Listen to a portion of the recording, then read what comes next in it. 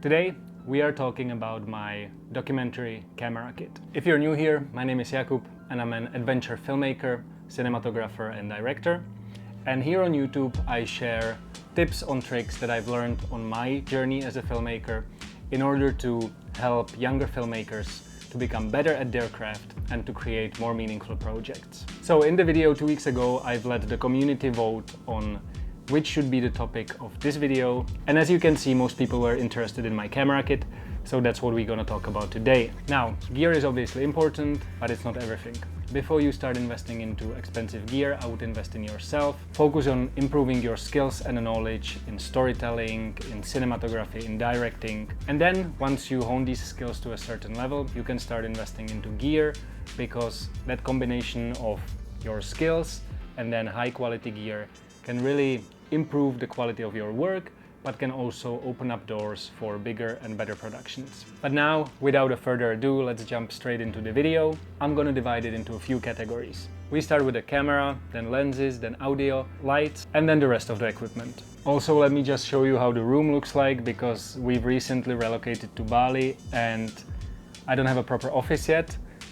So you can basically see that I have all the gear ready on the ground. Here's the camera setup. Here's the main setup that I'm kind of looking at right now. And before we jump into the camera, let me just talk about the backpack that I use. Having a proper backpack can absolutely affect your filmmaking experience, how you can move in the terrain, how much stuff you can load into the bag. And also, if you have a bad quality backpack, long term it can be really bad for your back. So the backpack I use is the f-stop Tilopa in black color.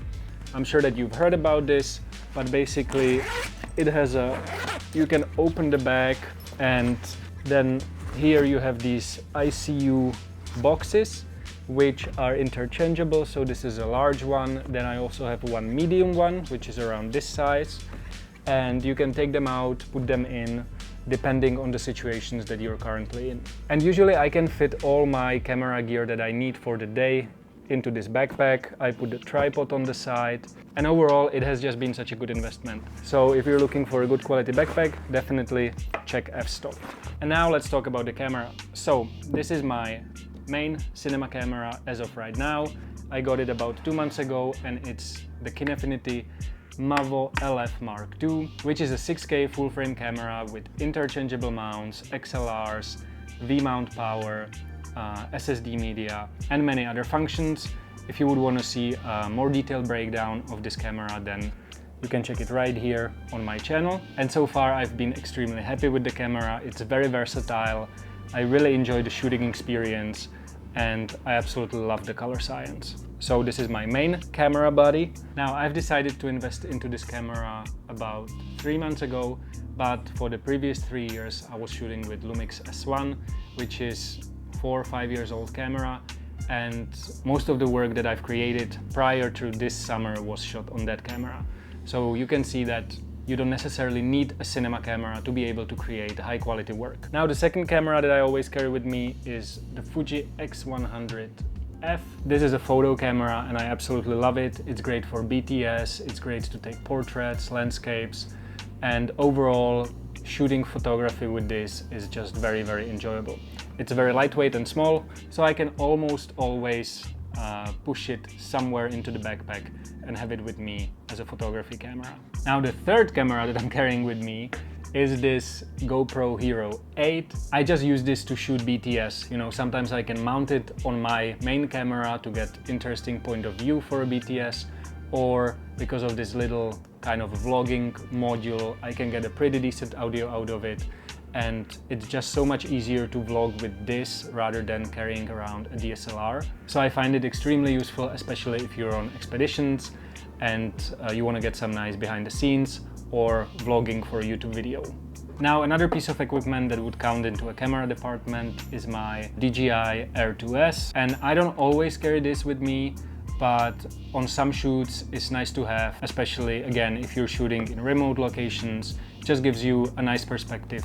It's great for establishing shots, getting like a bird's eye view of an area. Or we used it in Congo, for example, to track down elephants, because we could, as I said, get a bird's eye point of view, and it was just much more easier than trying to track them through a bush.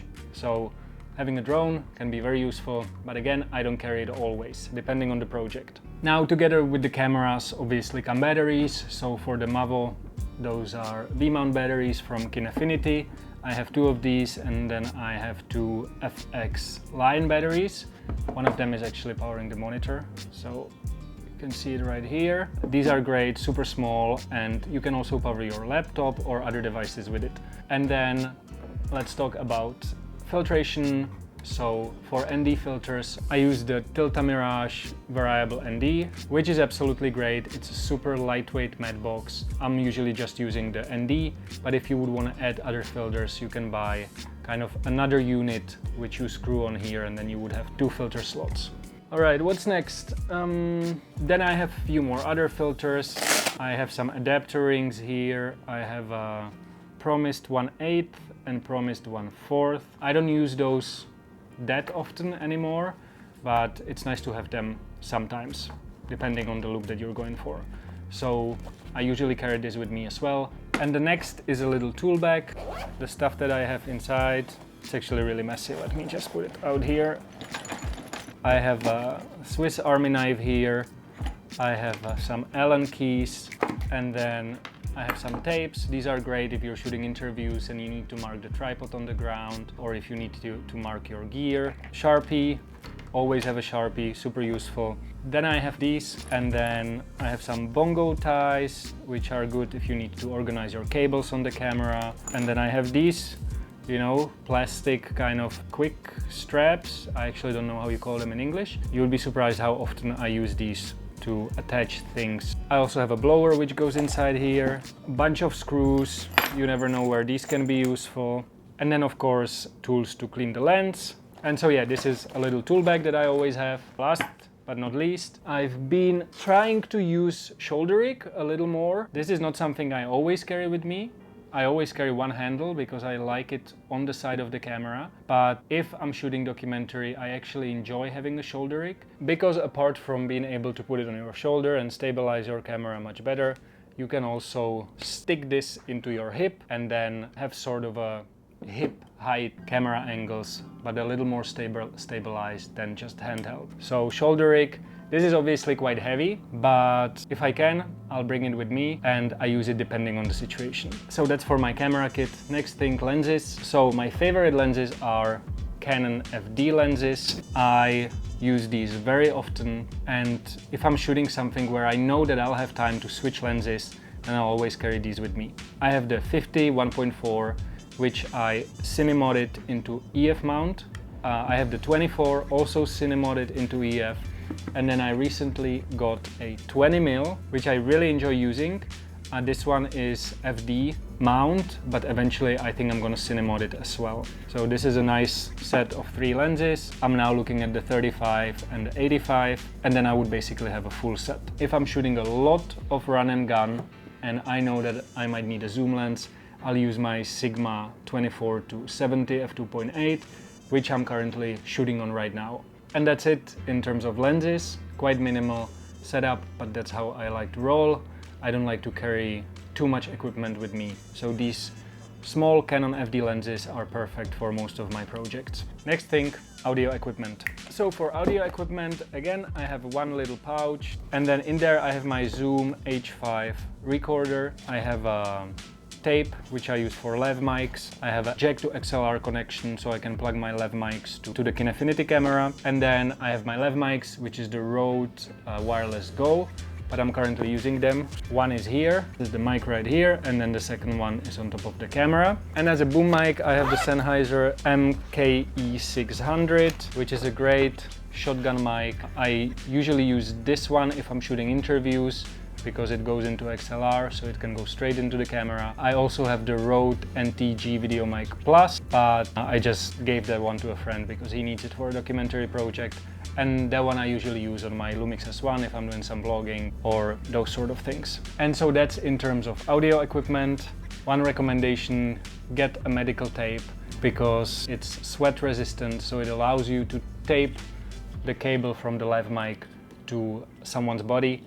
And in documentary situation, it's very, very important to be able to do that because you don't want to see the mics just like you see it right now. You want to hide it underneath the t-shirt. Last thing from the audio kit is my headphones, and these are Sennheiser headphones. Really good audio quality. I don't always carry these with me because they're quite big, but if I can and if I'm shooting interviews, I'll try to have them with me. And if I'm just monitoring audio on the ground, then I'll just have basic, you know, cable headphones that go straight into the ear. And so that's it for the audio kit. Okay, now let's talk about the lights. So there are two lights that I always carry with me. One is the Nanlite Pavotube 6C, and then the second one is Aperture MC11. I think I bought these about 2-3 years ago, and they're still great. They're RGB lights, they're both magnetic.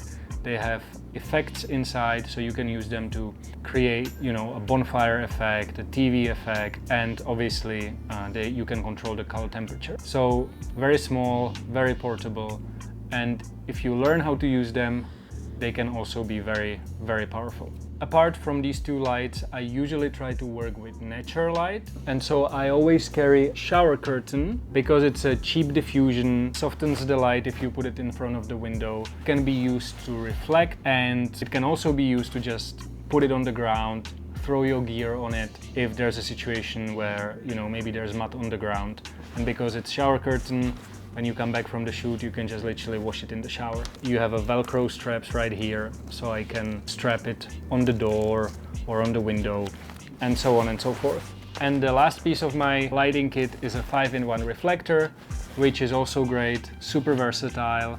You have the black, the silver, the gold, the white, and then when you take off the cover, you have sort of a softening material. If you learn how to work with natural light, this is a great companion, and it costs you a few bucks. And that's it for the lighting kit. As you can see, I don't carry too many lights with me.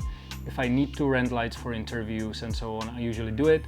But because I move quite often, it doesn't make sense for me to own big lights. I'm in Indonesia right now, you know, next month I might be in Europe, the month after I might be in Nepal. It just doesn't make sense to own lights at this point. Now, one last thing that I would like to show you is this little fanny pack from Wondered. It's a 3-liter sling bag, and I absolutely love it. I got it 2 months ago, and the way I use it is I put 2 V-mounts in there, 1 or 2 Canon FD lenses, extra media, you know, the Swiss knife, Allen key, maybe a lens clearing kit, and I can basically run with this, my camera kit rigged up. I can last shooting maybe the whole day, sometimes even full day. At the same time, this can work as a sort of a stabilization tool, because once you have it, you know, once you have it on your body, you can put your camera up here. It gives you the third point of contact, and so I've been absolutely loving it. Definitely, if you like run and gun documentary shooting, get some sort of a fanny pack. As I said, 3-liter, it's this one, but if I would be getting it again, I probably get 6 liters because something bigger might be even more useful. And that's it, guys. This is my camera kit. If you have any questions whatsoever, let me know in the comment section below. And if you like the video, subscribe, hit the notification bell so you get notified when the next video comes out, and I'll see you next Tuesday with the next video. Peace!